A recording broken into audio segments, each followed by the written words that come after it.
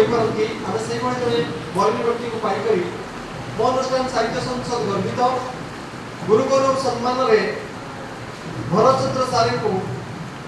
आमे जे ओडिशा साहित्य एकाडेमी भुवनेश्वर तरफ पाई कि आमे सेही भଳି बरेन ताको पाई विपद रखुछु हे बरेन्य बरेन्य आपण मो अनुष्ठान साहित्य संसद तरफ पवित्र गुरु दिवस रे अजस्र शुभेच्छा और अभिनंदन। आपण भाषा साहित्य आकाश रे जने चिर जाजुल्यमान दीप्तिमय उज्जवल ज्योतिष सेवा त्याग कर्मनिष्ठा समानुवर्तिता निस्वार्थपरता शिशुवत्सल निकट रे आमे नतमस्तक एनु आपणक वंदनीय और सम्माननीय आपणक साहित्य रे जने बलिष्ठ प्रतिभा आपण एकाधार रे जने गुरु सुसाहित्यिक बागिनी साहित्य प्रेमी ज्ञान पिपासु आध्यात्मिक चेतना रे विरल व्यक्तित्व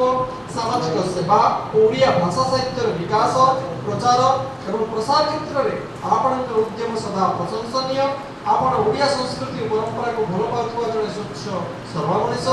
आपणक ओडिया भाषा साहित्य सृजनी और शिक्षा को सम्मान जणाई अनुष्ठान तरफ आपणक भली जने बलिष्ठ प्रतिभा को गुरु गौरव सम्मान 2025 सम्मान में सम्मानित करी निजको धन्य मन्य करबा सहित आपणक लेखनी मूलन चलचंचल हुई वाणी भंडार को उद्दीमंत करू आपणक दीर्घ और निरोग जीवन यापन करंतु एतिकी प्रार्थना श्री जगन्नाथ निकट रे करूछु। रश्मिता मैम को कहिबी जे कि हमर